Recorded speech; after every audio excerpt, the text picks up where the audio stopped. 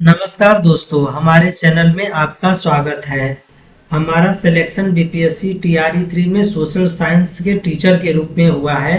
तो हमने BPSC TRE 3 के दौरान जो हमने एनसीईआरटी से नोट्स बनाए थे, उन सभी नोट्स को अब हम पढ़ेंगे।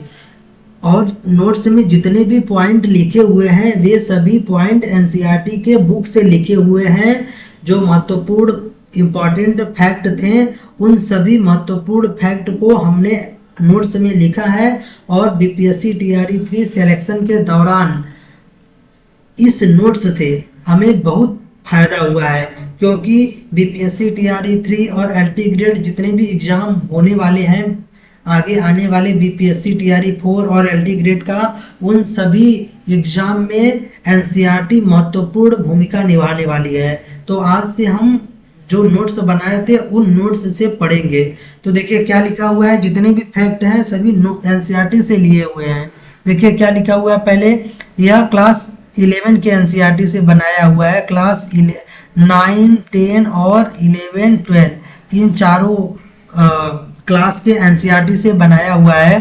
तो देखिए यह जो पहला लिखा हुआ है फैक्ट, वह क्लास 11th के एनसीईआरटी में दिया हुआ है। क्या लिखा हुआ है, पैकारा जल, देखिए पैकारा जल विद्युत संयंत्र की स्थापना कब हुई थी, तो 1932 ईस्वी में हुआ था पैकारा जल विद्युत संयंत्र की स्थापना। और उसके बाद जलयान निर्माण उद्योग प्रारंभ कब हुआ था, तो जलयान निर्माण उद्योग प्रारंभ हुआ था 1941 ईस्वी में। और वायुयान निर्माण शुरू कब हुआ था, तो वायुयान निर्माण जो शुरू हुआ था वह 1911 ईस्वी में हुआ था। और उसके बाद वायु परिवहन का राष्ट्रीयकरण कब हुआ था, तो 1953 ईस्वी में। यह सभी एनसीईआरटी में दिए हुए हैं, एनसीईआरटी से ही नोट्स बनाया गया है। और उसके बाद देखिए रेडियो प्रसारण की शुरुआत कब हुई थी, तो 1923 ईस्वी में। और टेलीविजन का शुरुआत कब हुआ था, तो 1959 ईस्वी में। यह सभी एनसीईआरटी क्लास 11 में दिया हुआ है। और उसके बाद देखिए क्वेश्चन पूछ सकता है कि वायु परिवहन का राष्ट्रीयकरण कब हुआ था, तो आंसर क्या हो जाएगा, 1953 ईस्वी में। या पूछ देगा वायुयान निर्माण की शुरुआत कब हुई थी, तो 1911 ईस्वी में।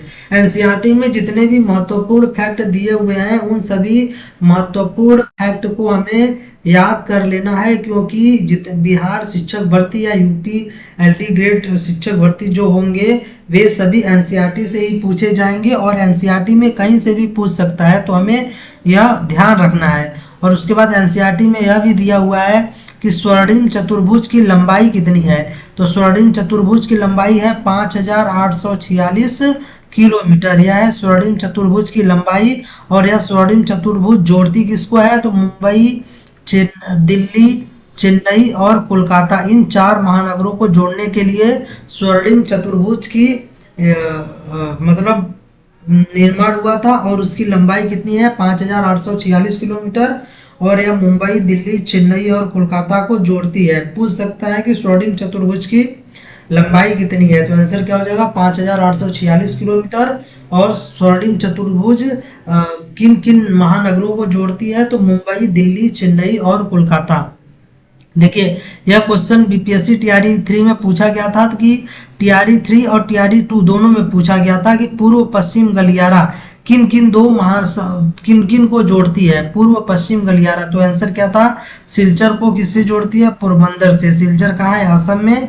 और पोरबंदर कहाँ पर है, तो गुजरात में। और एनसीईआरटी में दिया हुआ है कि पूर्व पश्चिम गलियारा की लंबाई कितनी है, तो पूर्व पश्चिम गलियारा की लंबाई है 3640 किलोमीटर। यह पूर्व पश्चिम गलियारा की लंबाई है। और यह पूर्व पश्चिम गलियारा जोड़ती किसको है, तो सिलचर को पोरबंदर से जोड़ती है। यह सब एनसीईआरटी में दिया हुआ है। उत्तर दक्षिण गलियारा किसको जोड़ती है, तो 4000, देखिए उत्तर दक्षिण गलियारा की लंबाई कितनी है, तो 4016 किलोमीटर है उत्तर दक्षिण गलियारा की लंबाई। और उत्तर दक्षिण गलियारा श्रीनगर को कन्याकुमारी से जोड़ती है। श्रीनगर जम्मू कश्मीर में और कन्याकुमारी कहाँ पर है, तो तमिलनाडु में। यह सब हमें याद रखना है, क्यों, क्योंकि यह सभी एनसीईआरटी से ही ये नोट्स बनाए गए हैं। देखिए नोट क्या लिखा हुआ है, पूर्व पश्चिम तथा उत्तर दक्षिण गलियारा एक दूसरे को झांसी में काटते हैं। यानी जो पूर्व पश्चिम गलियारा की लंबाई कितनी है, 3640 किलोमीटर। और पूर्व पश्चिम गलियारा जोड़ता किसको है, तो सिलचर को पोरबंदर से। और उसके बाद उत्तर दक्षिण गलियारा की लंबाई कितनी है, तो 4016 किलोमीटर है। और उत्तर दक्षिण गलियारा जोड़ता किसको है, तो श्रीनगर को कन्याकुमारी से। और स्वर्णिम चतुर्भुज की लंबाई कितनी है, तो 5846 किलोमीटर है। और स्वर्णिम चतुर्भुज 4 महानगरों को जोड़ने के लिए बनाया गया था। वे 4 महानगर कौन कौन से हैं, तो वे 4 महानगर हैं मुंबई, दिल्ली, चेन्नई और कोलकाता। देखिए अब आगे देखते हैं, पूर्व पश्चिम तथा उत्तर दक्षिण गलियारा एक दूसरे को झांसी में काटते हैं। झांसी कहाँ पर है, तो उत्तर प्रदेश में है। और उसके बाद भारत में पहला रेल चला, यानी भारत में पहला रेल कब चला था, तो 16 अप्रैल 1853 ईस्वी में चला था, लॉर्ड डलहौजी के समय। और यह कितने किलोमीटर तक चला था, तो 34 किलोमीटर तक। और कहाँ से कहाँ तक, मुंबई से ठाणे तक। यानी भारत में पहला रेल चला था 16 अप्रैल 1853 ईस्वी में। गवर्नर जनरल कौन था, लॉर्ड डलहौजी। और मुंबई से थाने के बीच चला था, 34 किलोमीटर इसकी लंबाई थी। यह सब कहाँ दिया हुआ है, तो यह सब एनसीईआरटी से उठाकर लिखा गया है। आगे देखिए, भारत में रेलवे जोन है, रेलवे जोन की संख्या कितनी है, तो एनसीईआरटी के अनुसार है वर्तमान में देखिए 19 रेलवे जोन है, पर भारत में 16 रेलवे जोन है एनसीईआरटी के अनुसार। और बीपीएससी टीआरई 2 और टीआरई 3 में पूछा गया था कि भारत में कुल कितने रेलवे जोन है, तो भारत में कुल 16 रेलवे जोन है एनसीईआरटी के अनुसार, लेकिन वर्तमान समय में 19 रेलवे जोन है। लेकिन आयोग ने आंसर क्या माना था, 16। क्यों, क्योंकि एनसीईआरटी में 16 दिया हुआ है। और यहाँ पर जितने भी क्वेश्चन लिए गए हैं, मतलब जितने भी फैक्ट लिखे गए हैं, सभी एनसीईआरटी से ही लिखे गए हैं। देखिए, तेल एवं प्राकृतिक गैस आयोग की स्थापना कब हुई थी, तो 1956 ईस्वी में हुआ था। और gas authority of India limited की स्थापना कब हुई थी, तो 1984 ईस्वी में। और मुंबई हाई की खोज कब हुई थी, तो 1973 ईस्वी में मुंबई हाई की खोज हुई थी। और मुंबई हाई से तेल उत्पादन कब शुरू हुआ था, तो 1976 ईस्वी में खोज हुई थी मुंबई हाई की 1973 ईस्वी में। और तेल उत्पादन कब शुरू हुआ था, तो 1976 ईस्वी में। और भारत में सबसे ज़्यादा तेल मुंबई हाई से ही निकाला जाता है। अब आगे देखते हैं, देखिए भाभा परमाणु अनुसंधान संस्थान, इसकी स्थापना कब हुई थी, तो 1967 ईस्वी में। और देखिए परमाणु ऊर्जा आयोग की स्थापना कब हुई थी, तो 1948 ईस्वी में हुई थी परमाणु ऊर्जा आयोग की स्थापना।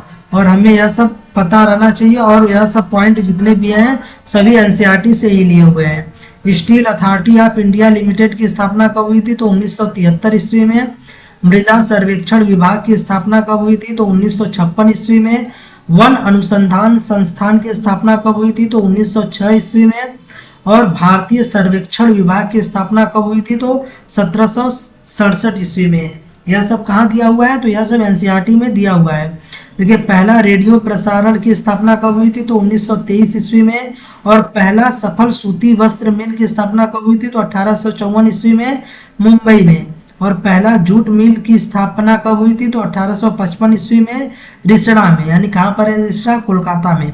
और उसके बाद यह देखिए पहला सीमेंट कारखाना 1904 ईस्वी में चेन्नई में। यह सब कहाँ दिया हुआ है, यह सब एनसीईआरटी में दिया हुआ है। और यह सब जो फैक्ट है एनसीईआरटी में दिया हुआ है। और ये जो पहला सीमेंट कारखाना 1904 ईस्वी में स्थापित हुई थी, कहाँ पर, चेन्नई में। तो बीपीएससी टीआरई 3 में जो मैं एग्जाम दिया था उसमें पूछा गया था कि पहला सीमेंट कारखाना की स्थापना कहाँ पर हुई थी, तो आंसर क्या हो जाना चाहिए था, चेन्नई।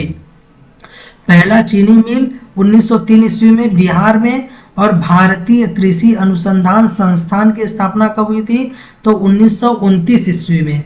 यानी भारतीय कृषि अनुसंधान संस्थान की स्थापना 1929 ईस्वी में, यानी पूरा बोला जाए तो 16 जुलाई 1929 ईस्वी को हुई थी, 16 जुलाई 1929 ईस्वी को। अब देखिए राष्ट्रीय जलमार्ग, चारों राष्ट्रीय जलमार्ग के बारे में एनसीईआरटी में दिया हुआ है। तो राष्ट्रीय जलमार्ग 1 देखिए, लंबाई इसकी क्या है, 1620 किलोमीटर इसकी लंबाई है। और यह इलाहाबाद से हल्दिया तक है। यानी राष्ट्रीय जलमार्ग 1 कहाँ से कहाँ तक है, तो इलाहाबाद से हल्दिया तक। और इसकी लंबाई कितनी है, 1620 किलोमीटर। टीआरई 2 में पूछा गया था कि राष्ट्रीय जलमार्ग कहाँ से कहाँ तक स्थित है, तो इलाहाबाद से हल्दिया तक। और राष्ट्रीय जलमार्ग 2 देखिए, राष्ट्रीय जलमार्ग 2 जो है यह इसकी लंबाई कितनी है, तो 891 किलोमीटर है। और बीपीएससी टीआरई 3 में पूछा था कि राष्ट्रीय जलमार्ग संख्या की राष्ट्रीय जलमार्ग संख्या 2 की लंबाई कितनी है, तो कितनी है 891 किलोमीटर सदिया से धुबरी तक। अब आगे देखते हैं। देखिए अब एनसीईआरटी में क्या दिया हुआ है, एनसीईआरटी में दिया हुआ है नदियों के आधार पर हिमालय का वर्गीकरण। जितने भी हम पढ़ रहे हैं सभी एनसीईआरटी में दिए हुए हैं। देखिए क्या लिखा है, यह विभाजन किसने किया था, सिडनी बुराड के द्वारा किया गया था। देखिए पहला नदियों के आधार पर सिंधु से सतलज नदी तक के, सिंधु से सतलज नदी के बीच हिमालय को क्या बोलते हैं, पंजाब हिमालय, और इसकी लंबाई है 560 किलोमीटर। एनसीईआरटी में लंबाई नहीं दिया हुआ है, लंबाई मैंने अपने खुद से लिखा हुआ है, पर सिंधु से सतलज नदी तक के हिमालय को क्या बोलते हैं, पंजाब हिमालय, और एनसीईआरटी में कश्मीर हिमालय भी दिया हुआ है। इसी को पंजाब हिमालय या कश्मीर हिमालय भी बोलते हैं, एनसीईआरटी में दिया हुआ है। पर जो टीआरई 2 में पूछा गया था कि सिंधु से सतलज नदी तक हिमालय के भाग को क्या बोलते हैं, तो पंजाब हिमालय बोलते हैं। और विकल्प में दिया था पंजाब हिमालय और कश्मीर हिमालय भी दिया था और कुमायूं हिमालय भी दिया था, और इनमें से एक से अधिक और इनमें से कोई नहीं। तो आंसर विभाग ने माना था पंजाब हिमालय, पर आंसर होना चाहिए इनमें से एक से अधिक। क्यों, क्योंकि सिंधु से सतलज नदी तक हिमालय के भाग को पंजाब हिमालय भी कहते हैं और कश्मीर हिमालय भी कहते हैं, और इनकी लंबाई कितनी है, तो 560 किलोमीटर है। देखिए सतलज से काली नदी तक के देखिए सतलज से काली नदी तक के बीच के हिमालय के भाग को क्या बोलते हैं, तो कुमायूं हिमालय बोलते हैं। इसकी लंबाई है 320 किलोमीटर। और बीपीएससी टीआरई 3 में पूछा गया था कि कुमायूं हिमालय किन किन नदियों के बीच है, तो आंसर विकल्प में क्या था, सतलज से काली तक। तो विकल्प क्या हो जाता, आंसर क्या हो जाता, सतलज से काली नदी तक। और यह हिमालय नदियों के आधार पर जो हिमालय का वर्गीकरण हुआ है उनमें सबसे छोटा है कुमायूं हिमालय। इसकी लंबाई कितनी है, 320 किलोमीटर।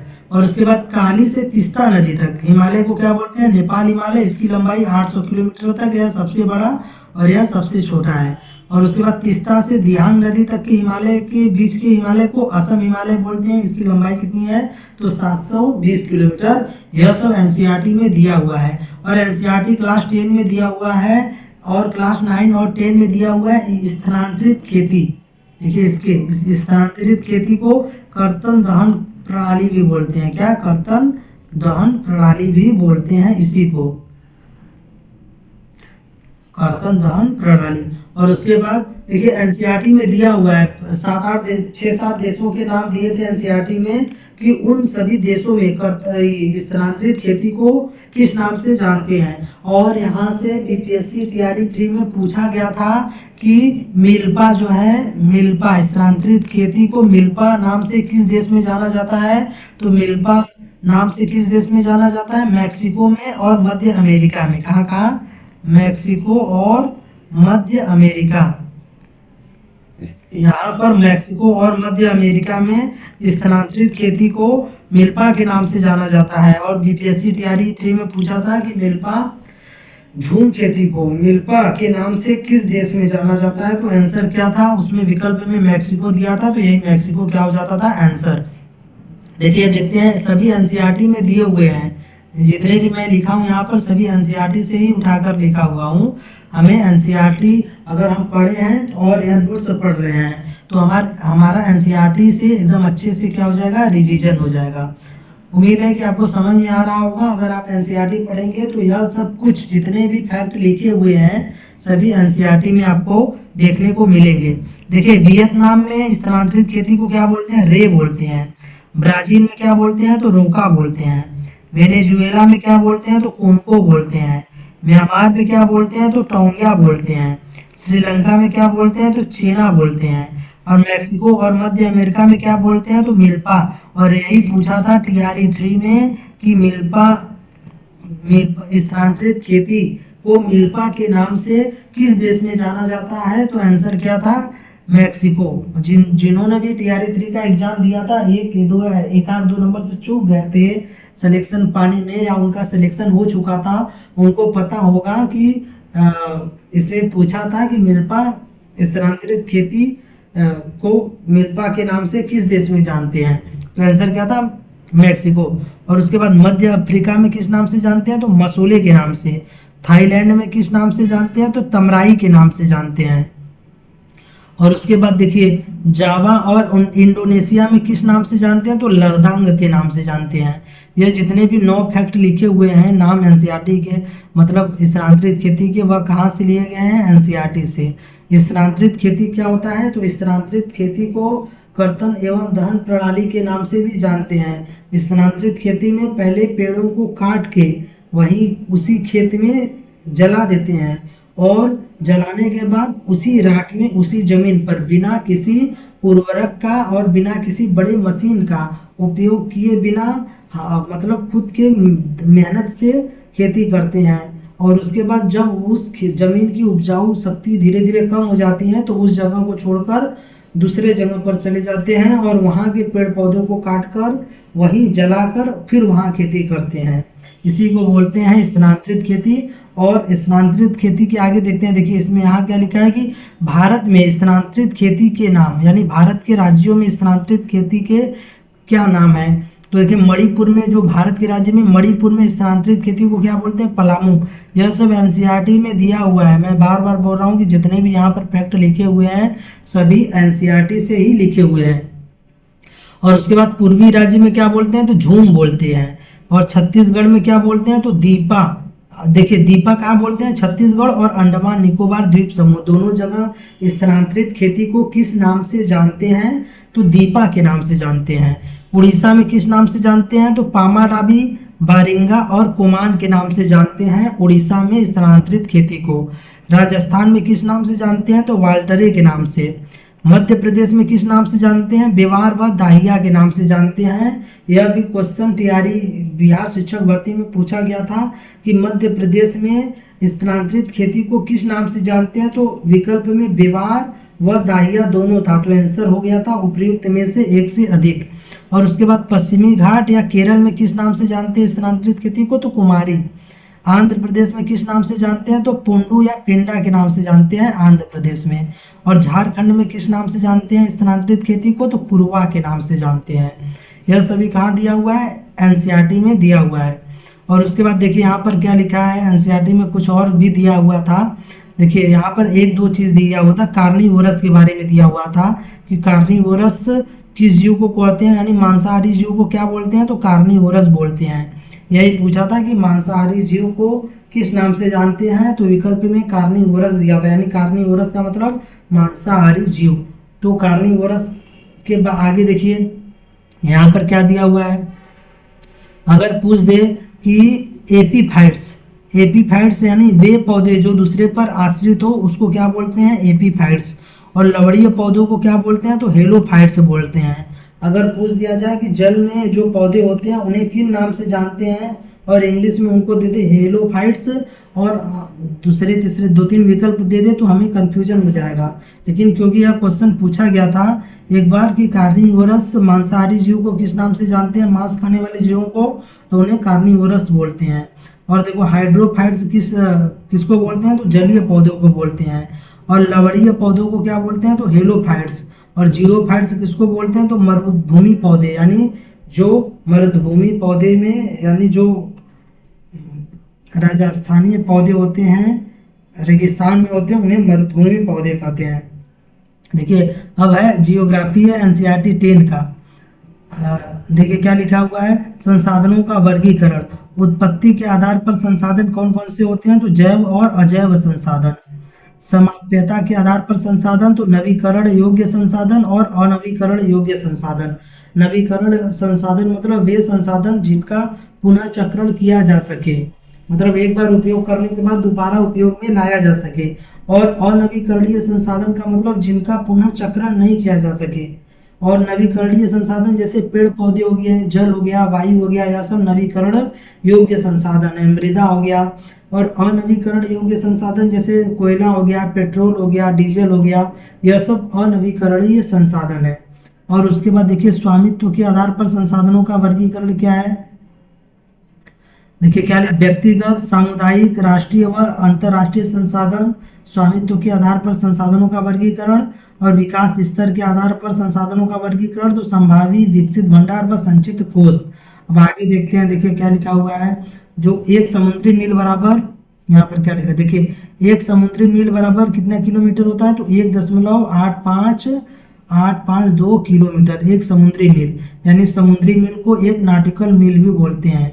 देखिए समुद्र तट से 12 समुद्री मील तक यानी 22.2 किलोमीटर तक का क्षेत्र प्रादेशिक क्षेत्र होता है, यानी अपनी तटीय सीमा जो समुद्र से लगे हुए हैं, समुद्री तट की लंबाई कितनी है अपनी, तो तटीय सीमा अपनी भारत की तटीय सीमा अगर देखा जाए तो मुख्य तटीय सीमा भारत की कितनी है, तो 6100 किलोमीटर है, जो कि बीपीएससी टीआरई 3 में टीजीटी में पूछा गया था। और उसके बाद देखिए समुद्र तट से 12 समुद्री मील तक के क्षेत्र को प्रादेशिक सीमा कहते हैं, और एक समुद्री मील बराबर 1.852 किलोमीटर।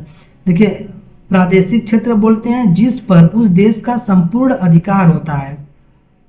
समुद्र तट से 24 समुद्री मील तक का क्षेत्र संलग्न क्षेत्र होता है, और उसके बाद समुद्र तट से 200 समुद्री मील की दूरी अनन्य आर्थिक क्षेत्र यानी अपवर्जक आर्थिक क्षेत्र होता है।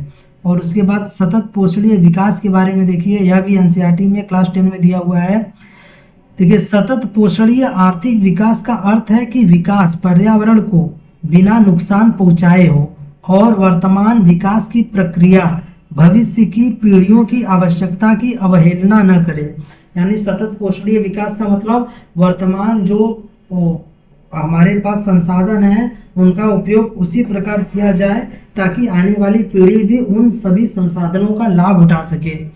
और उसके बाद देखिए रियो डी जेनेरो पृथ्वी सम्मेलन यह कब हुआ था, तो 1992 में ईस्वी में हुआ था। 1992 रियो डी जेनेरो यानी ब्राजील में हुआ था, और यह पूछा गया था बीपीएससी टीआरई 3 में कि रियो डी जेनेरो यानी पृथ्वी सम्मेलन कब हुआ था, तो 1992 में। देखिए लिखा है पृथ्वी सम्मेलन 1992 ईस्वी रियो डी जेनेरो यानी ब्राजील में हुआ था। इसमें सतत पोषणीय विकास के लिए एजेंडा 21 को स्वीकृति प्रदान की गई।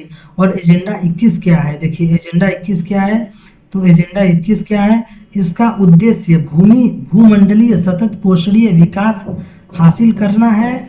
यह एक कार्य सूची है जिसका उद्देश्य समान हितों, पारस्परिक आवश्यकताओं एवं सम्मिलित जिम्मेदारियों के अनुसार विश्व सहयोग के द्वारा पर्यावरणीय क्षति, गरीबी और रोगों से निपटना है। यानी एजेंडा 21 का क्या है, तो इसका उद्देश्य भूमंडलीय सतत पोषणीय विकास हासिल करना है, और यह एक कार्य सूची है जिसका उद्देश्य क्या है, समान हितों, पारस्परिक आवश्यकताओं एवं सम्मिलित जिम्मेदारियों के अनुसार विश्व सहयोग के द्वारा पर्यावरण क्षति, गरीबी और रोगों से निपटना है। यानी एजेंडा 21 के बारे में भी पूछ सकता है कि एजेंडा 21 क्या है और एजेंडा 21 का उद्देश्य क्या था। और देखिए नोट करके क्या क्या लिखा हुआ है एनसीईआरटी से उठाकर कि झारखंड, मध्य प्रदेश, छत्तीसगढ़ आदि प्रांतों में खनिजों और कोयले के प्रचुर भंडार है। अरुणाचल प्रदेश में जल संसाधन प्रचुर मात्रा में पाए जाते हैं, परंतु मूल विकास की कमी है। देखिए अंतर्राष्ट्रीय स्तर पर व्यवस्थित तरीके से संसाधन संरक्षण की वकालत 1968 ईस्वी में क्लब ऑफ रोम ने की थी। स्मॉल इज ब्यूटीफुल पुस्तक कौन लिखा था, तो सुमाकर की पुस्तक है स्मॉल इज ब्यूटीफुल, एनसीईआरटी में दिया था। और स्मॉल इज ब्यूटीफुल पुस्तक के लेखक कौन है यार, एक नहीं दो बार पूछा जा चुका है बीपीएससी शिक्षक भर्ती में। देखिए स्मॉल इज ब्यूटीफुल की पुस्तक कौन है, इसमें गांधी जी के दर्शन की पुनरावृत्ति की गई है। और स्मॉल इज ब्यूटीफुल के लेखक कौन है, तो सुमाकर, और लिखे कब थे, तो 1974 ईस्वी में। देखिए 1987 ईस्वी में ब्रूटलैंड आयोग रिपोर्ट द्वारा वैश्विक स्तर पर संसाधन संरक्षण में मूलाधार योगदान किया गया। इस रिपोर्ट ने, देखिए आगे क्या लिखा हुआ है, इस रिपोर्ट ने सतत पोषणीय विकास की संकल्पना प्रस्तुत की और संसाधन संरक्षण की वकालत की। यह रिपोर्ट बाद में हमारा साझा भविष्य यानी आवर कॉमन फ्यूचर शीर्षक के रूप में प्रकाशित हुआ। ब्रूटलैंड आयोग ने अपना रिपोर्ट कब दिया था, तो 1987 ईस्वी में। और स्मॉल इज ब्यूटीफुल पुस्तक के लेखक कौन है, सुमाकर, यह दिया था एनसीईआरटी में और पूछा भी था। देखिए भारत में भूमि कितना है, तो 43% क्षेत्रफल पर क्या है, भूमि। और पर्वत कितना है, तो 30% क्षेत्रफल पर क्या है, पर्वत। और पठार कितना है, तो 27% क्षेत्रफल पर है पठार। और जो पठार दिया है 27% क्षेत्रफल पर, यह टीआरई 3 में पूछा गया था कि भारत में पठार कितने क्षेत्रफल तक, कितने प्रतिशत क्षेत्रफल पर है, तो कितने प्रतिशत, तो 27%। यह बीपीएससी टीआरई 3 में पूछा गया क्वेश्चन है। अब देखिए आगे क्या है, भारत का कुल भौगोलिक क्षेत्रफल कितना है, तो 32.8 लाख वर्ग किलोमीटर। यह भी पूछा था। 3.28 मिलियन वर्ग किलोमीटर विकल्प में दिया था। कितना, 3.28 मिलियन वर्ग किलोमीटर, यानी 32,87,263 किलोमीटर वर्ग किलोमीटर है भारत का क्षेत्रफल। परंतु इसके 93% भाग के ही भू उपयोग आंकड़े उपलब्ध है। विश्व के कुल क्षेत्रफल का 2.4% है। स्थलीय सीमा की लंबाई कितनी है, तो 15,200 किलोमीटर। और कितने देशों के साथ स्थलीय सीमा बनाती है, तो 7 देशों के साथ। कौन कौन से देश हैं वे 7 देश, तो हो गया आपका सबसे बांग्लादेश है, सबसे ज्यादा स्थलीय सीमा लगाती है भारत के साथ, 4,096 किलोमीटर। देखिए यहीं पर हम लिख देते हैं, या आगे लिखा हुआ होगा, सबसे बड़ा पड़ोसी देश, यानी सबसे ज्यादा स्थलीय सीमा भारत किस देश के साथ लगाता है, तो बांग्लादेश के साथ 4,096 किलोमीटर है। उसके बाद चीन के साथ, फिर पाकिस्तान के साथ, फिर उसके बाद पाकिस्तान के बाद नेपाल के साथ, फिर म्यांमार के साथ, फिर भूटान के साथ, फिर उसके बाद भूटान के बाद आ गया आपका बांग्लादेश, इसके क्या नाम है, अफगानिस्तान के साथ। आगे लिखा हुआ होगा, हम वो भी पढ़ेंगे। देखिए स्थलीय सीमा की लंबाई कितनी है, तो 15,200 किलोमीटर। और मुख्य तटीय सीमा की लंबाई कितनी है, तो 6100 किलोमीटर। और संपूर्ण तटीय सीमा की लंबाई 7,516.7 किलोमीटर है, जिसमें लक्षद्वीप और अंडमान निकोबार द्वीप समूह भी शामिल है।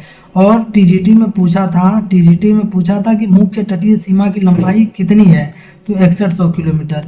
देखिए संपूर्ण तटीय सीमा की लंबाई देखिए यहाँ पर लिखा है 7,516.6 किलोमीटर। और उसके बाद 9 राज्य तटीय सीमा बनाते हैं।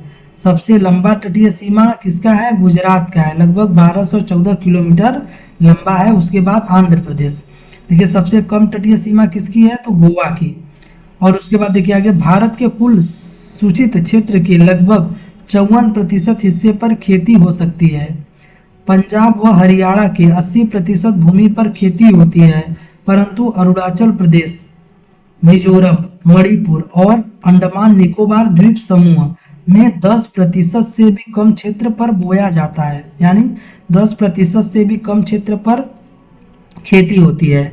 अब देखिए यहाँ से भी क्वेश्चन बीपीएससी में एग्जाम में पूछा था, बीपीएससी के एग्जाम में यहाँ से भी शिक्षक भर्ती में यहाँ से देखिए पूछा था यह क्वेश्चन कि मालदीव व मिनिकॉय को कौन सा उत्तरी अक्षांश अलग करता है। पहला वाला क्वेश्चन पूछा था किसमें, टीजीटी में पूछा गया था, टीजीटी एसएसटी के टीचर बनने के लिए। देखिए 8 डिग्री उत्तरी अक्षांश किसको अलग करती है, तो मालदीव को मिनिकॉय यानी लक्षद्वीप से अलग करती है।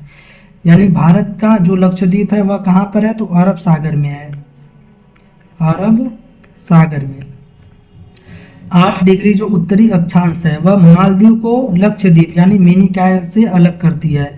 और 9 डिग्री उत्तरी अक्षांश जो है वह मिनिकॉय को वह लक्षद्वीप को अलग करती है, यानी मिनिकॉय व लक्षद्वीप के मध्य 9 डिग्री उत्तरी अक्षांश है। और 10 डिग्री उत्तरी अक्षांश जो है वह अंडमान व निकोबार के मध्य है। किसके किसके मध्य है, 10 डिग्री उत्तरी अक्षांश तो अंडमान व निकोबार के मध्य। और 38 डिग्री चैनल देखिए किसको अलग करती है, तो उत्तर कोरिया को दक्षिण कोरिया से अलग करती है। यह सब एक्स्ट्रा पॉइंट लिखा हूँ जो एनसीईआरटी में नहीं दिया हुआ है, लेकिन यह जो पहला, दूसरा और तीसरा है वह सब तीनों एनसीईआरटी में दिया हुआ है। 38 डिग्री चैनल जो है उत्तरी कोरिया को दक्षिण कोरिया से अलग करती है। और उसके बाद 49 डिग्री चैनल जो है अमेरिका को कनाडा से अलग करता है। 49 डिग्री चैनल किसको किसको अलग करता है, तो अमेरिका को कनाडा से। और उसके बाद देखिए मन्नार की खाड़ी व पाक जल डमरू मध्य, यह किसको अलग करता है, पाक जल डमरू मध्य तो भारत को श्रीलंका से अलग करता है। यानी भारत और श्रीलंका के मध्य कौन सा चैनल है, तो पाक डमरू मध्य है और पाक जल डमरू मध्य है। और मन्नार की खाड़ी देखिए मैकमोहन रेखा, देखिए मैकमोहन रेखा यह कब हुआ था, तो 1914 ईस्वी में यह बना था। तो मैकमोहन लाइन जो है यह भारत और चीन के मध्य है। और उसके बाद आगे देखिए क्या लिखा हुआ है आगे, डूरंड रेखा जो कहाँ पर है, तो भारत और अफगानिस्तान के मध्य है, भारत और अफगानिस्तान के मध्य। और रेड क्लिफ रेखा जो कहाँ है, तो वह भारत और पाकिस्तान के मध्य है, रेड क्लिफ रेखा। अब आगे देखते हैं, देखिए क्या लिखा हुआ है, सभी फैक्ट जो है वह कहाँ से हैं, एनसीईआरटी से लिए हुए हैं। और यहाँ से एकदम कंफर्म है 100% की बीपीएससी टीआरई 4 जो आने वाली है वहाँ क्वेश्चन पूछेगा ही पूछेगा, इसमें कोई संशय नहीं है। बीपीएससी टीआरई 4 में यहाँ से क्वेश्चन आना ही आना है, क्योंकि मैंने यही नोट्स पढ़कर बीपीएससी टीआरई 3 का एग्जाम दिया और मेरा रैंक भी ठीक ठाक आया है, लगभग 140 रैंक आया था मेरा। अब आगे देखते हैं, देखिए क्या लिखा है। हमारे देश में राष्ट्रीय वन नीति 1952 द्वारा निर्धारित वनों के अंतर्गत 33% भौगोलिक क्षेत्र वांछित है। यह भी टीआरई 3 में पूछा गया क्वेश्चन है। अगर आप मेरे पास, मैंने एक वीडियो बनाया है जियोग्राफी का, जहाँ पर कि एनसीईआरटी से जो जो क्वेश्चन पूछा था वह एनसीईआरटी में कहाँ कहाँ दिया हुआ है, यह मैंने क्वेश्चन पेपर को हल करवाया था, उसमें यह सभी क्वेश्चन दिए हुए हैं। देखिए, हमारे देश में राष्ट्रीय वन नीति 1952 द्वारा निर्धारित वनों के अंतर्गत 33% भौगोलिक क्षेत्र वांछित है। और यह एक बार नहीं, यह दो बार बिहार शिक्षक भर्ती में पूछा जा चुका है। वन नीति द्वारा निर्धारित यह सीमा पारिस्थितिकी संतुलन बनाए रखने के लिए आवश्यक है। हम भोजन, मकान और कपड़ों की अपनी मूल आवश्यकताओं का 95% भाग भूमि से प्राप्त करते हैं। और आगे देखिए क्या लिखा हुआ है। इस समय भारत में लगभग 13 करोड़ हेक्टेयर भूमि निम्नीकृत है। इनमें से लगभग 28% भूमि निम्नीकृत वनों के अंतर्गत आते हैं। 56% क्षेत्र जल अपर्दित है। शेष क्षेत्र लवणीय व क्षारीय है। देखिए, खनन के कारण झारखंड, छत्तीसगढ़, यह भी एनसीईआरटी में दिया हुआ है। क्या लिखा है, खनन के कारण झारखंड, छत्तीसगढ़, मध्य प्रदेश और उड़ीसा जैसे राज्यों में वनोन्मूलन भूमि निम्नीकरण का कारण बना है। गुजरात, राजस्थान, मध्य प्रदेश और महाराष्ट्र में अति पशुचारण भूमि निम्नीकरण का मुख्य कारण है। यानी गुजरात, राजस्थान, मध्य प्रदेश और महाराष्ट्र में अति पशुचारण भूमि निम्नीकरण का मुख्य कारण है। और झारखंड, छत्तीसगढ़, मध्य प्रदेश और उड़ीसा में भूमि निम्नीकरण का मुख्य कारण खनन है। और उसके बाद आगे देखिए क्या लिखा हुआ है। पंजाब, हरियाणा और पश्चिमी उत्तर प्रदेश जैसे राज्यों में अधिक सिंचाई भूमि निम्नीकरण के लिए उत्तरदायी है। यानी पंजाब, हरियाणा और पश्चिमी उत्तर प्रदेश में भूमि निम्नीकरण का मुख्य कारण क्या है, तो अति सिंचाई। और उसके आगे देखिए, भूमि निम्नीकरण को रोकने का उपाय क्या क्या है, तो यह भी पूछा गया था एग्जाम में, शिक्षक भर्ती के एग्जाम में यह भी पूछा जा चुका है कि भूमि निम्नीकरण रोकने के महत्वपूर्ण उपाय, तो वनों का वनारोपण करना यह उपाय है। और उसके बाद चारागाहों का उचित प्रबंधन यह भी उपाय है। और रक्षक मेखला भी भूमि निम्नीकरण का महत्वपूर्ण उपाय है। रक्षक मेखला क्या काम करता है, तो रक्षक मेखला का मतलब अपने भूमि के चारों तरफ पेड़ पौधों को लगा देना। देखिए, कुछ सेंटीमीटर गहरी मृदा बनने में लाखों वर्ष लग जाते हैं। आज का क्लास केवल इतना ही है। अब हम आगे भी पढ़ाएंगे अपने नोट्स से ही, जिससे आपका एनसीईआरटी का रिवीजन भी अच्छे से हो जाएगा और जो महत्वपूर्ण फैक्ट रहेंगे वे सभी महत्वपूर्ण फैक्ट भी एकदम अच्छे से तैयार हो जाएंगे।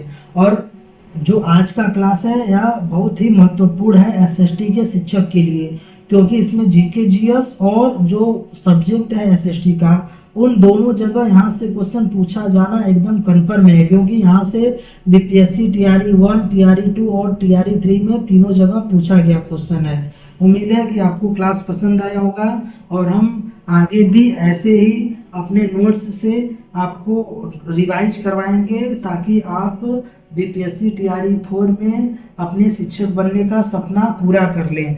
अगर क्लास पसंद आया हो तो क्लास को लाइक और हमारे चैनल को सब्सक्राइब अवश्य करें ताकि आगे आने वाली क्लास आपको तुरंत मिल जाए और आपकी तैयारी और अच्छे से हो सके, क्योंकि अब हमारे पास उतना समय नहीं है। अब हमें स्मार्ट तरीके से पढ़ना होगा। धन्यवाद।